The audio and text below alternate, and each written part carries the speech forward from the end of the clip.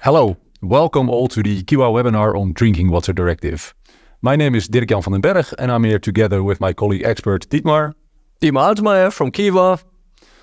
And we're going to take you through Drinking Water Directive. As you know, that's why you were here, we have a new Drinking Water Directive and we are going to give you an update on what's happening there. Short content, Drinking Water Directive, where does it come from, why is it important, what's in there.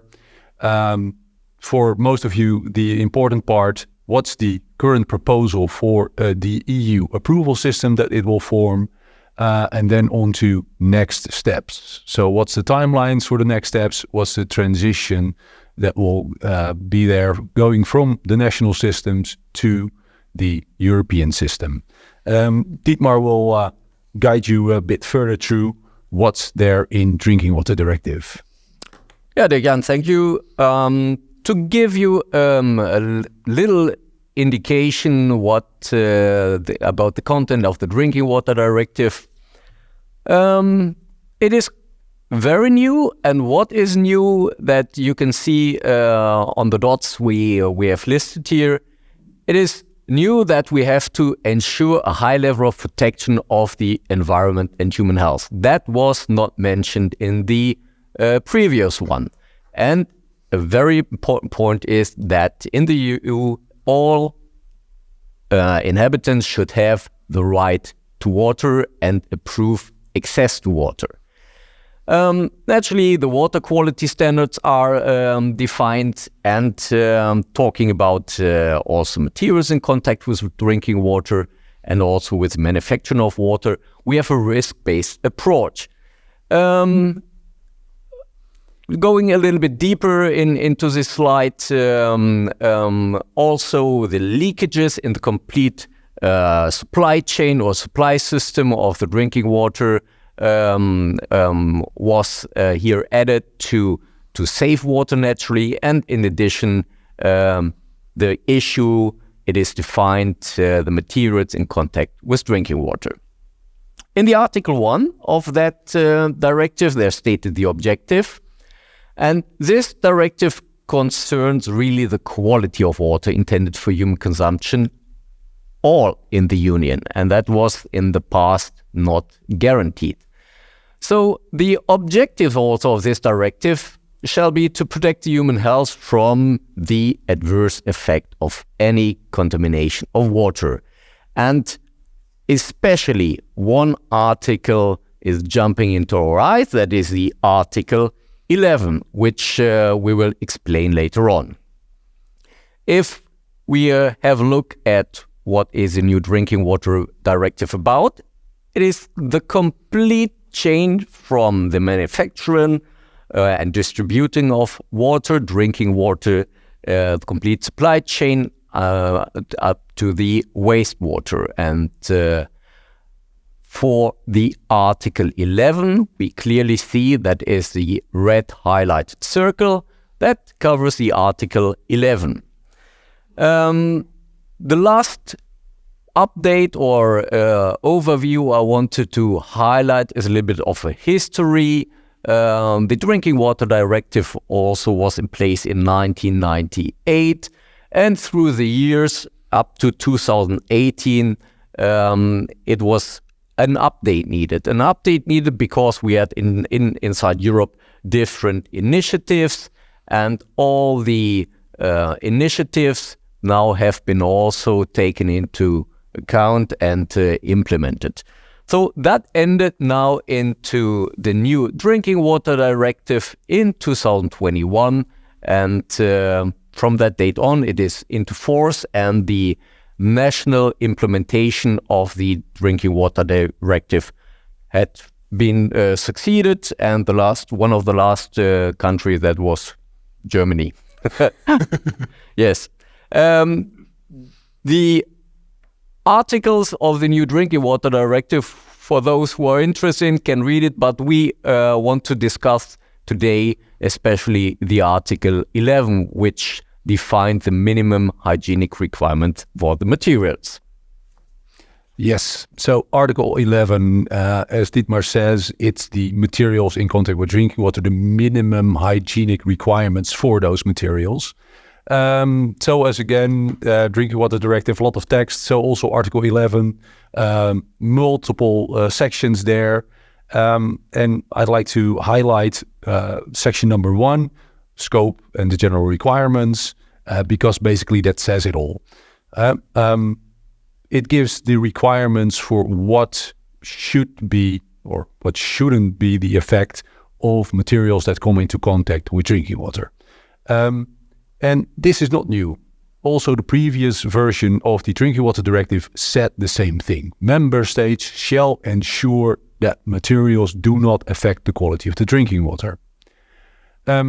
This is not just from toxicological direct effects, but also microbial growth and the effects on the taste and odor, etc. of the water. What is very new and very important, and that has the most effect, is the fact that the European Commission shall adopt acts to establish these minimum requirements. So basically what we say is the new EU approval system. So they are called acts, European word, implementing and delegated acts, and they specified 6 of those acts. There's some more parts to the whole Drinking Water Directive, Article 11, but the important part is the acts that the European Commission must write. So what are these acts that form this European approval system? So the European Commission shall write 6 acts that combine into the European approval system. 3 acts basically dealing with positive lists and 3 acts dealing with the assessment of products and materials in contact with drinking water. Of course, the European Commission is not going to write those themselves. They established the existing drinking water expert group was asked to do that, and they did not do that themselves either, but raised 2 subgroups, one on substances dealing with the first 3 acts, and one on materials dealing with the last 3 of these acts.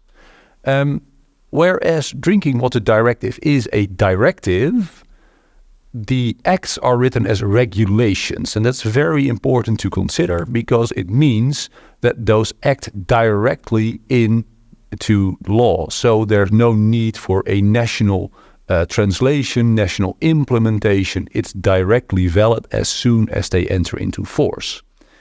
These documents, they were published mid-October for a feedback period called Have Your Say that ended November 16th, where a lot of comments came in.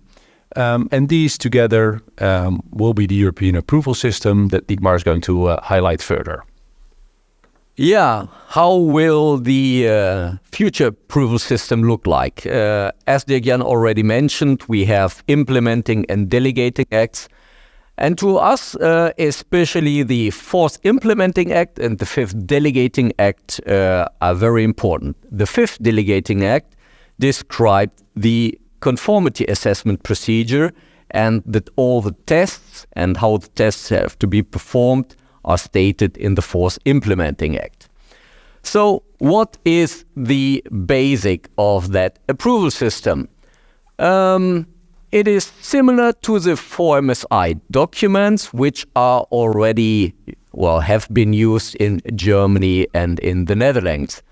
But now it's acting as a market access requirement. If you do not have that passport, it is not possible for you to introduce your product into the European market. And we are only talking about hygienic requirement. That does not mean that these products are still in compliance with local building regulations. So we're talking here about hygiene. And as a lot of you already know, also from UBA certification or other certification in different countries, we have different material types. We have organic, metallic materials, cementitious materials, ceramic materials, and all these are described in that Implementing Act 4. What is new is that we have a material evaluation by having a risk grouping, and the composition, recipe requirements have not been changed. We have harmonized positive list now, and we still have lab testing. What is a little bit new is that we have a conformity assessment, a certification, and that certification has to be performed not only by an accredited body, it has to be performed by a notified body. The types we are using or different scenarios we have, that is the type testing or the full testing, and that depends on the risk grouping, on the material, and that is described in the 5th Delegated Act. And at the end, that is new or will be new for a lot of you, that is that we will have a declaration of conformity and marking that indicates your product with SWOT passport to have access to the European market. So if we are now diving into the Delegated Act 5, into Article 2, what do we see? We see a definition, and it is said that determined the conformity assessment procedures applicable to products according to the classification in, that's what I said, a certain risk group or a product category for metallic materials, as well as assembled products. So for those already who have a lot of experience with the German approval system, it is not identical. It is comparable, but also the Netherlands use such a system. For other countries, it will be quite challenging to switch to another system.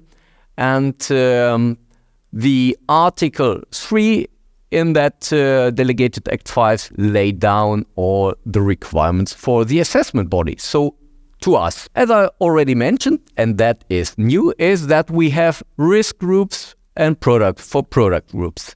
So for each product and component, a risk group will be defined. And that is naturally, again, depending on the wetted surface, on the materials used, and also for the assembled product, we have a risk categorization, and that is, as you can imagine, determined by the highest risk of that material group. So if we're now looking onto a final product or the use of the final product, it is important the wetted surface, and it is determined that we will have categorization in 10% steps in relation to the wetted area. So for pipes, we would have 100% wetted surface, the inner surface of a pipe. For fitting, that is reduced. We have parts of fittings and small parts of fitting. So, and as you already see, the risk category is shrinking. So the highest risk would be the pipes, the lowest risk would be the small parts of fittings. So what do we have? We have naturally material-based evaluations. So a type testing that is material dependent, and it depends also of the structure of the material, of the composition, the formulation requirement, and that composition and formulation requirement, that is very, very time consuming. I think a lot of you already had that experience when they applied for a national approval in one of state Germany, in the Netherlands, in France, in Austria.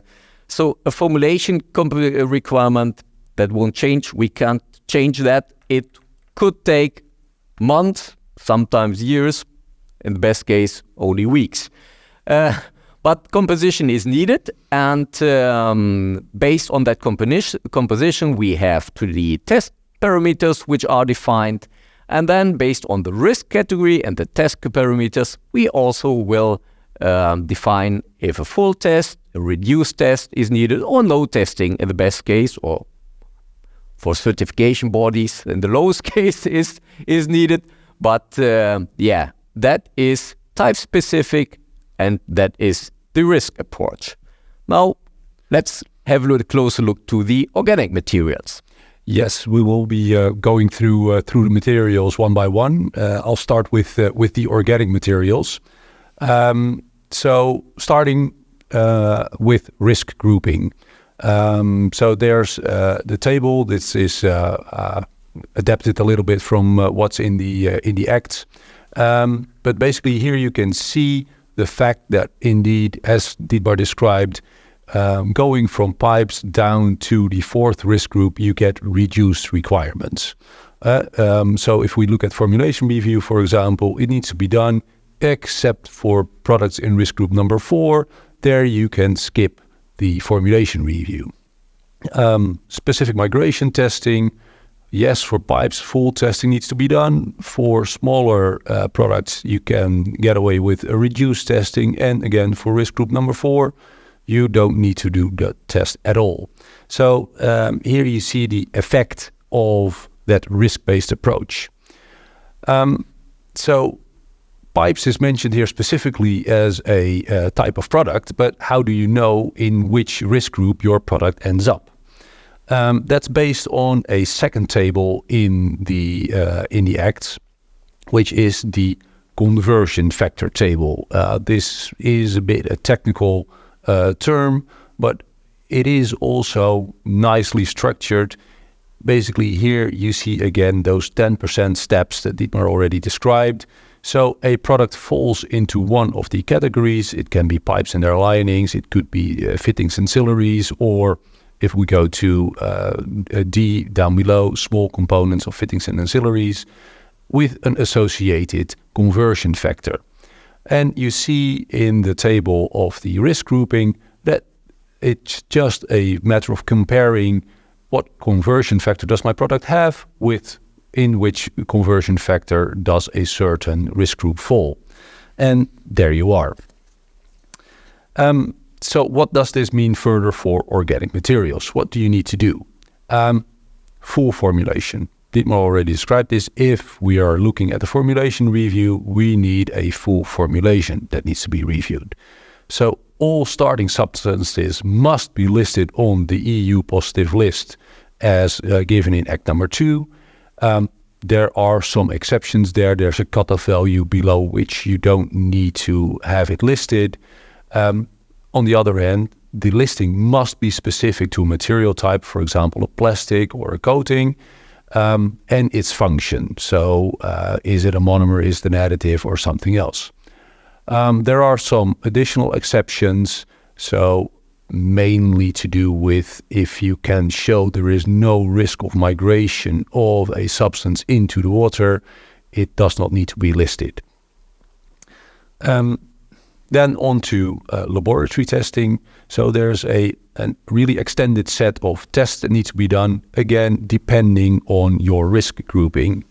The full package includes the basic parameters, total organic carbon, and the effect on the appearance of the water, odor, flavor, color, and turbidity, formulation-specific parameters that come directly from the positive list, material-specific parameters that are described in the Implementing Act, number 4, and then to more general testing, screening, and looking at the microbial growth. The effect of reduced testing should not be underestimated. So what does it mean? So you have basically 3 options: full testing, reduced testing, and no testing. No testing is clear, I think. But what does reduced testing mean? It mainly affects basically who can order the test, to what part of the supply chain do the tests need to be performed. So full testing means you really need to have the final product as sold, as put on the market, either the product or the component as it's made must be tested. So this means that basically only the supplier or manufacturer of a product or component can do the testing or have the testing done. And it's only valid for that specific product or family of products. If you go to reduced testing, the testing is allowed to be performed on the material itself. So, for example, a granulate that you might buy from your supplier. Testing is not done on the granulate itself, but on representative tests, samples made from that material.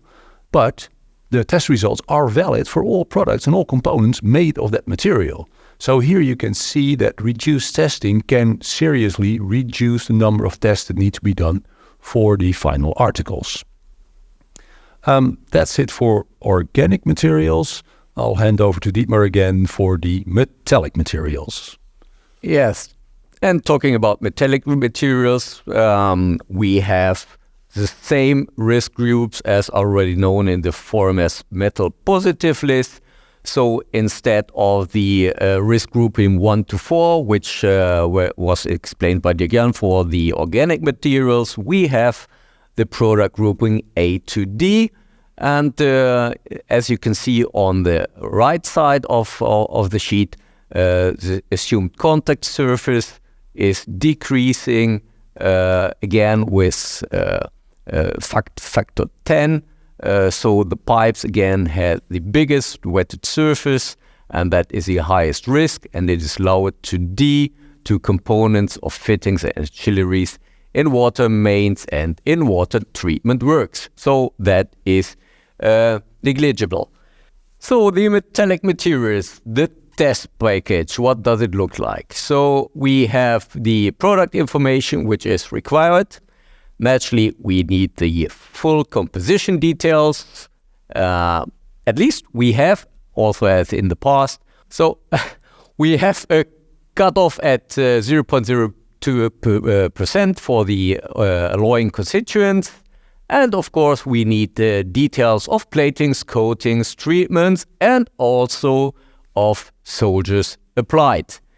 So what do we need? We need naturally materials, or we can only use materials which are listed on the positive list according to their categorization of the product group. What do we need? Yeah, we need the composition testing, mostly performed by a spectrometric research, to verify the compliance with the positive list.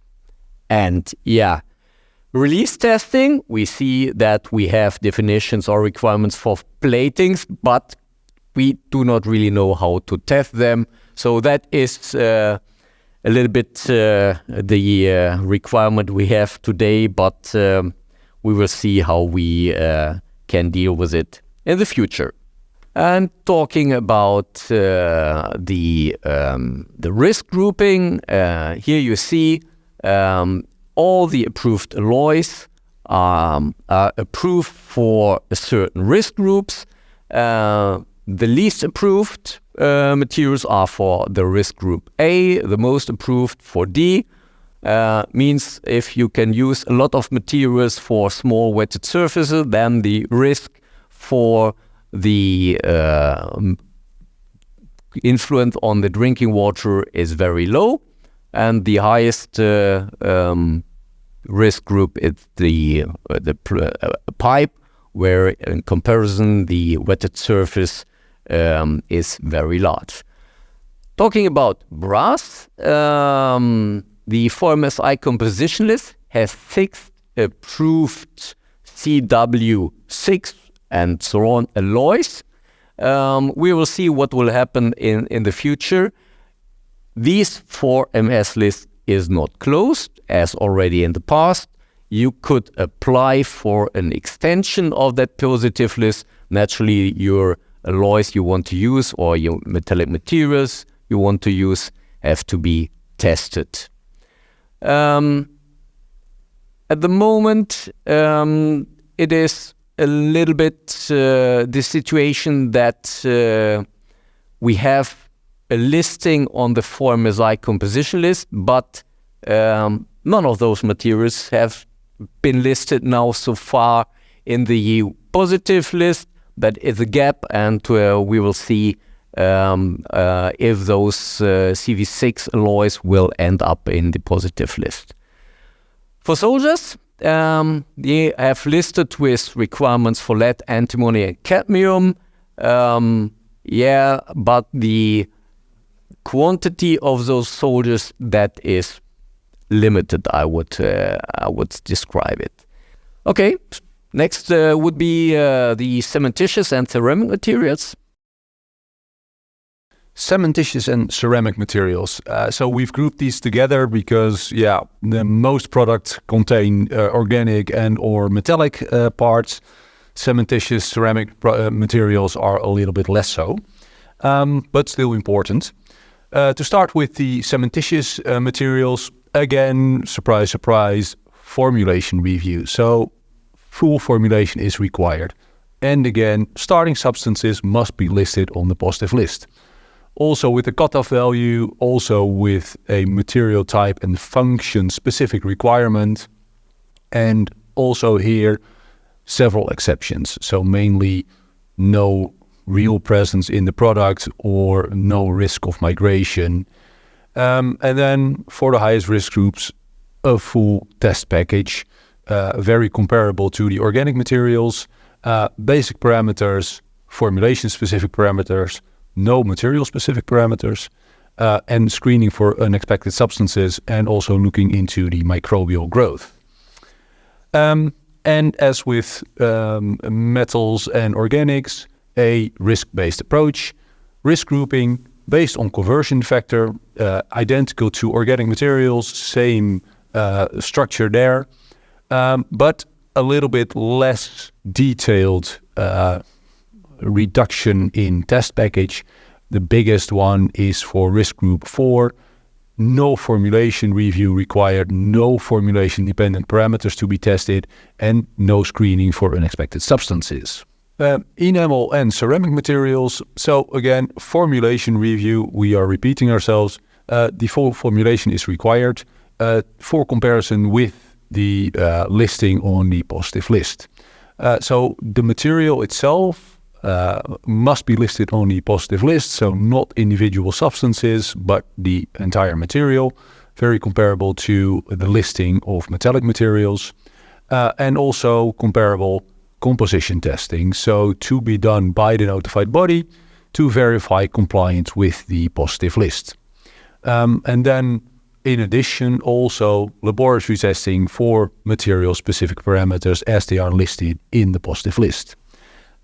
Also here, risk grouping based on conversion factor, again, as with the organic materials, and you see an important difference for the lower risk groups, number 3 and 4.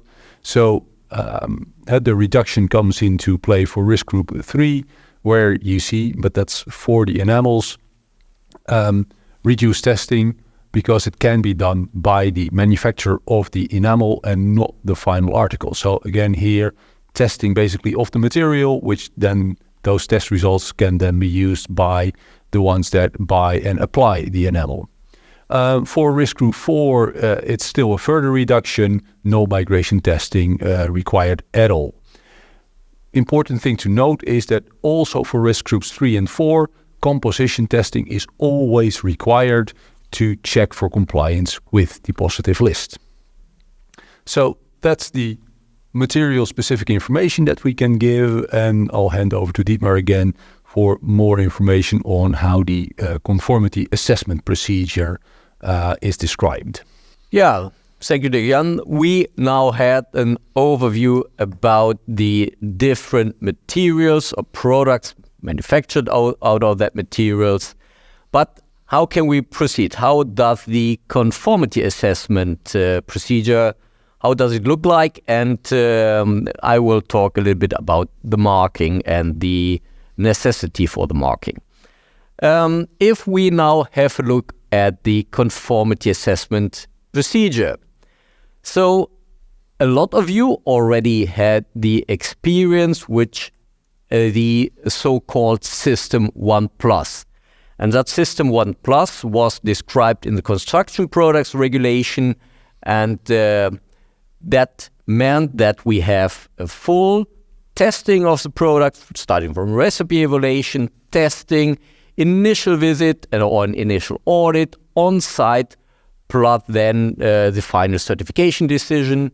In the next years, constant audit was necessary for the surveillance and also for taking samples.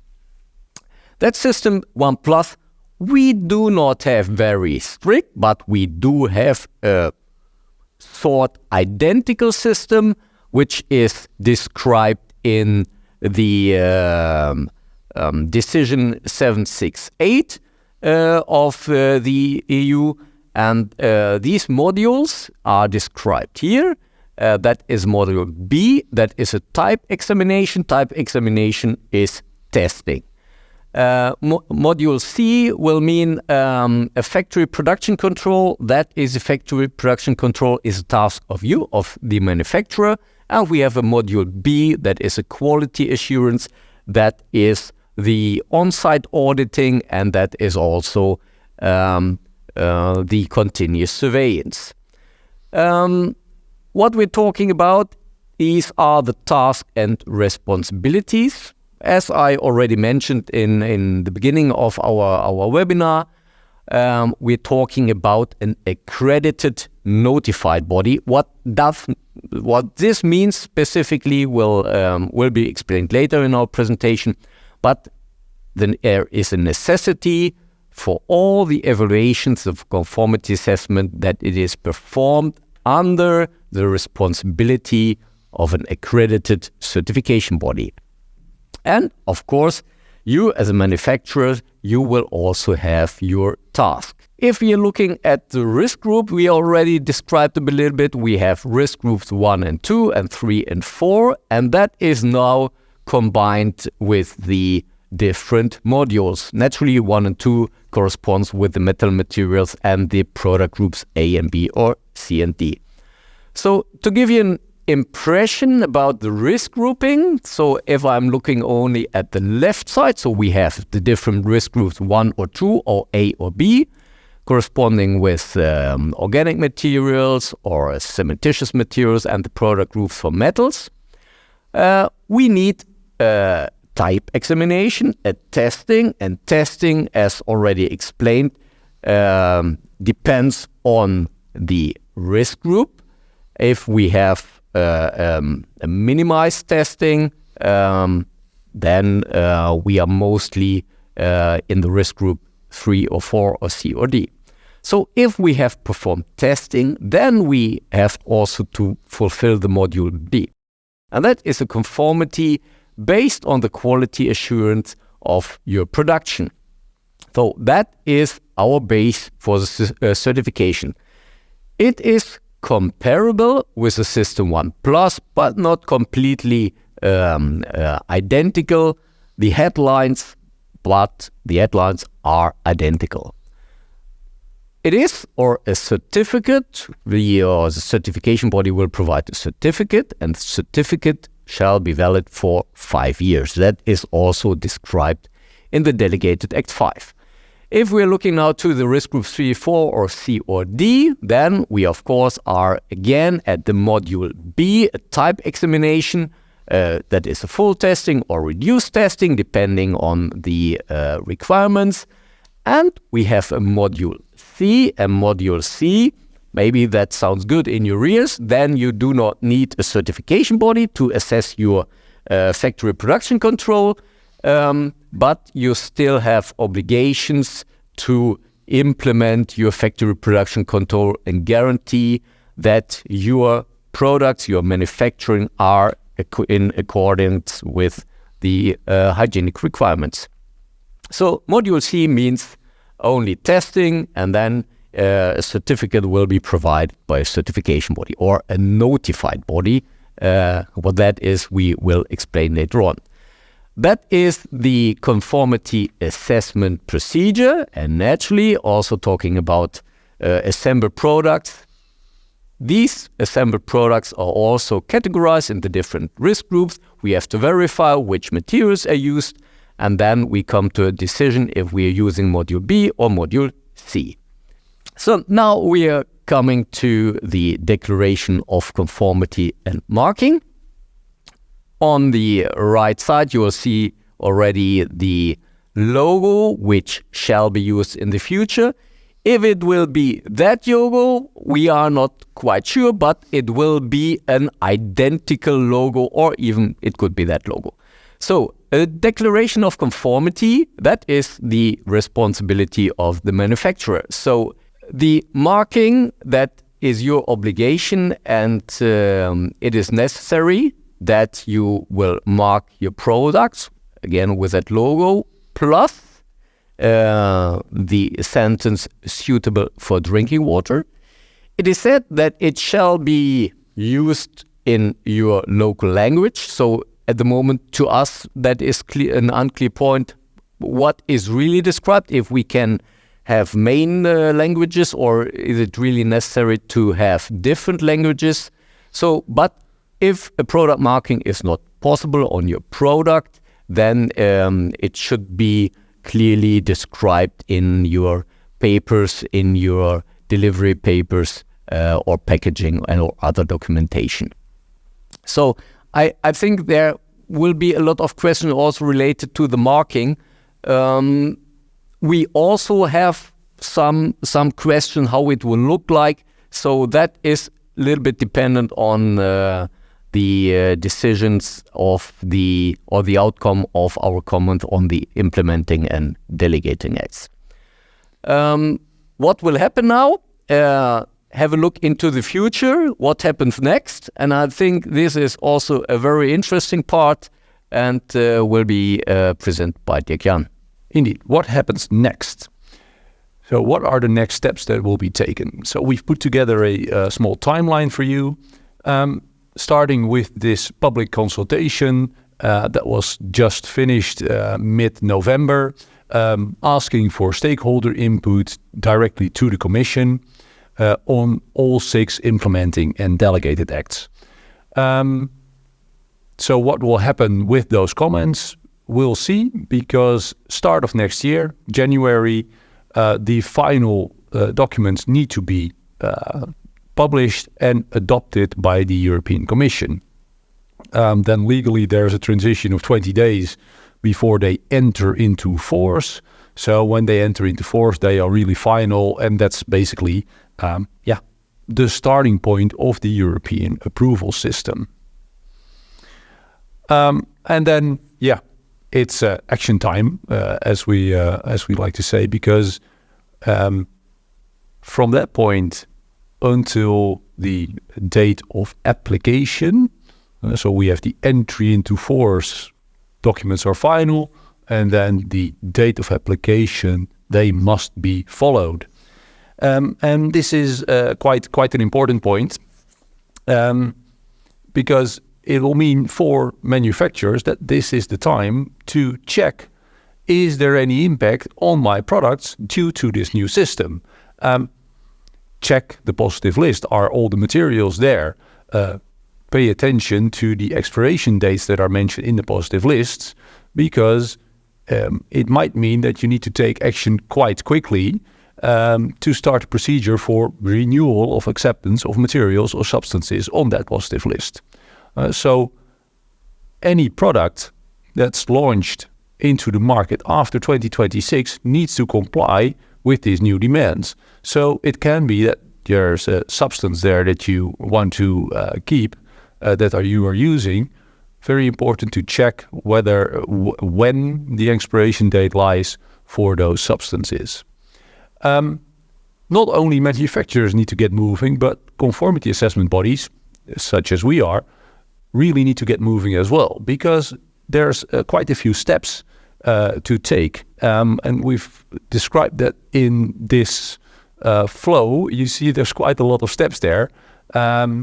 So as an interesting party that wants to have this notification that's required to be allowed to issue conformity assessments according to the Drinking Water Directive, you need to apply to that at your national accreditation body.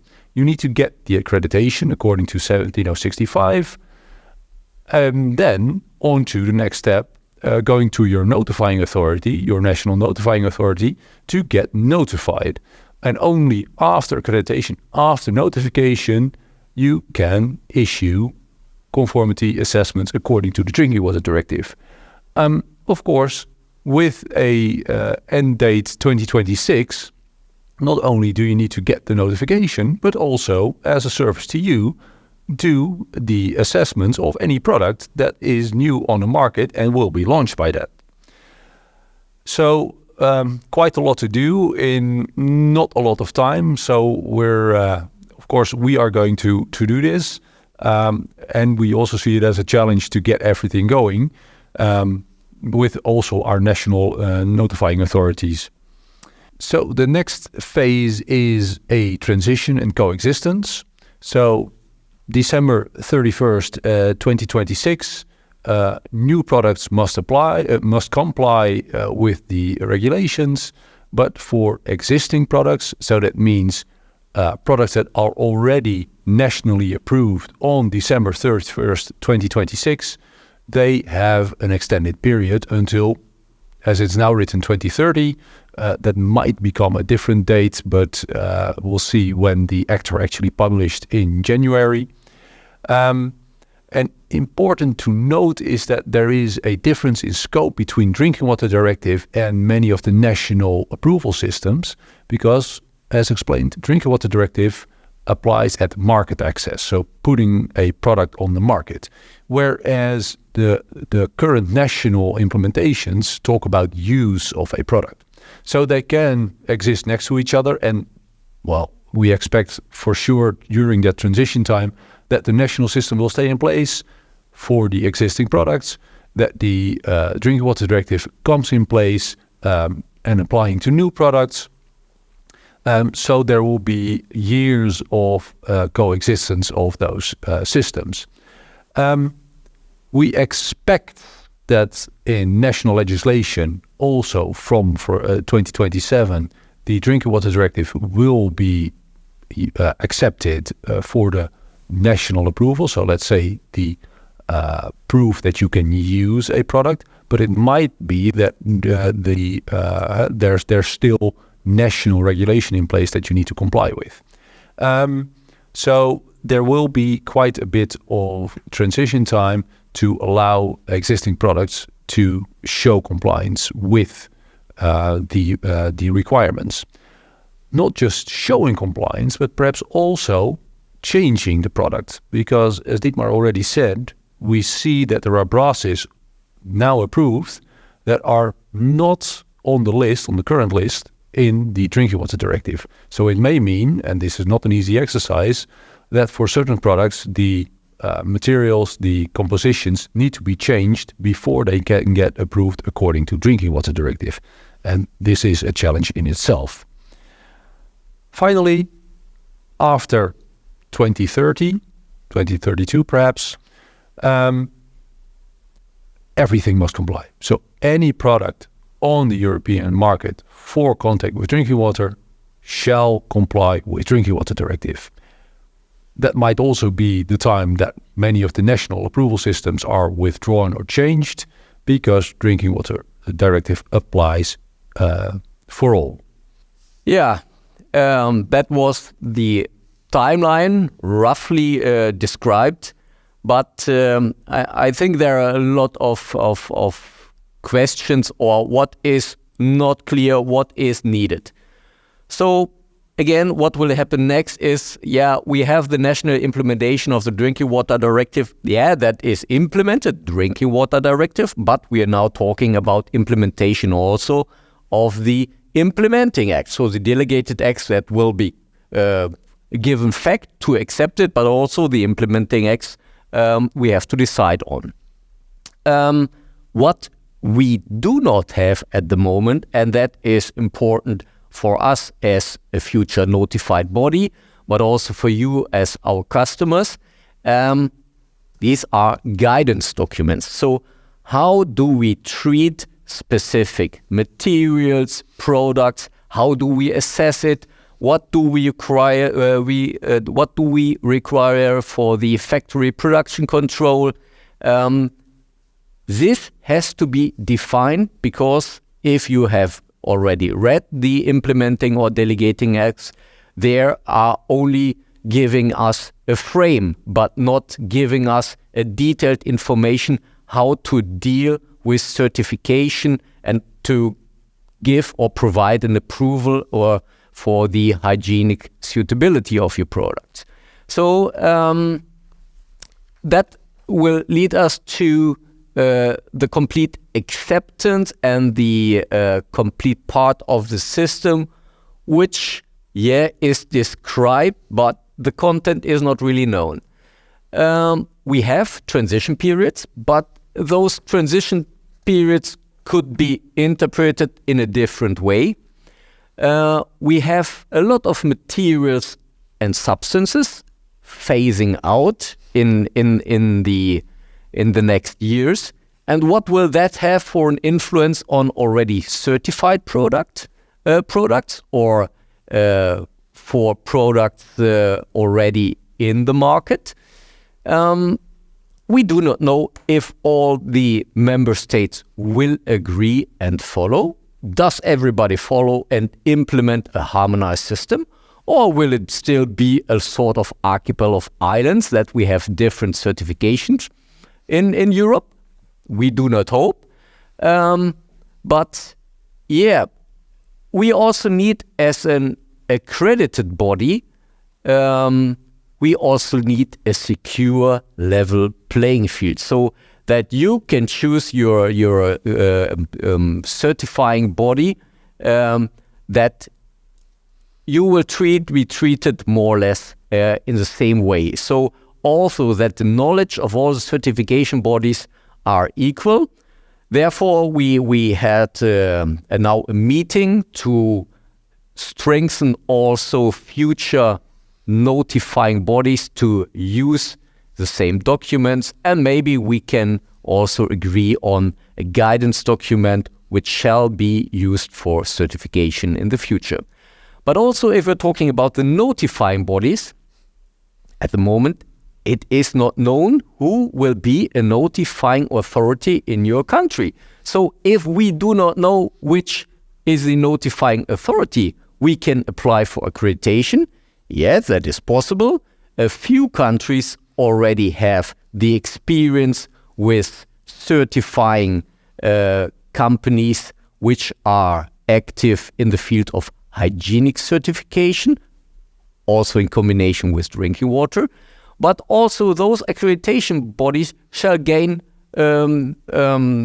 information. They shall be trained. They should ask themselves, okay, do we have the capacity and knowledge for the accreditation of companies working in the drinking water hygiene? And of course also the requirements for notification bodies that is described in the Delegated Act 5, but who will be our notification authority? That is not clear at the moment.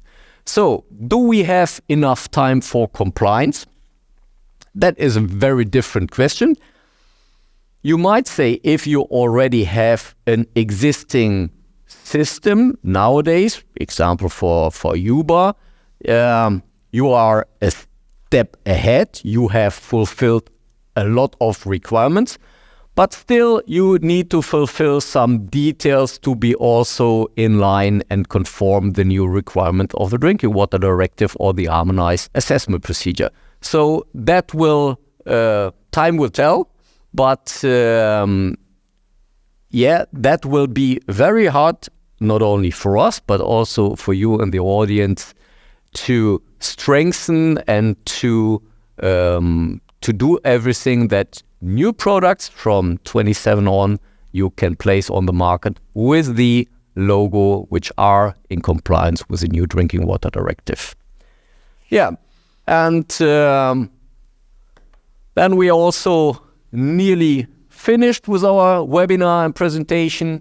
So as a brief summary, we can say big changes coming for a lot of companies in Europe. We had an hygienic part, and we had national approval systems, which will phased out. We will have one hygienic harmonized system, if all the member states agree on it. Products will be regulated on the market, not on the use, as I already described, and we have one approval for the complete EU. So important dates, if we're looking what was already presented by Dirkjan, we have the next date will be February 2024. All the acts will come into entry into force. Documents are final, and yeah, we all can start. That's the assumption up to now. December 2026, it will be the date of application that every product which is new must comply with the new requirements. In the meantime, naturally, those products which have been put on the market can still be used. In 2030, that will be the end of the transition period. And after that transition period, all products which are now put into the market must comply with the new requirement. And also the national regulations will end with that date. In the meantime, the current approvals will stay in place. Nothing will change. You can still use your existing certificate in your local countries because that will remain only local. And for the future, yes, the hygienic demands will be covered by a declaration of conformity. That is the task of you all in the audience to define your declaration of conformity. There will be a suitability for use, so that is the local legislation, and it will be secured by an approval, so a type approval. If there's anything that you want to ask, water@kiwa.com is the email address to use. And with that, I would like to thank you very much for your attention and say, hopefully, see you soon. Yeah, also from my part, thank you very much for joining this webinar. And I wish you a nice weekend and a happy future time in December. So thanks a lot and see you.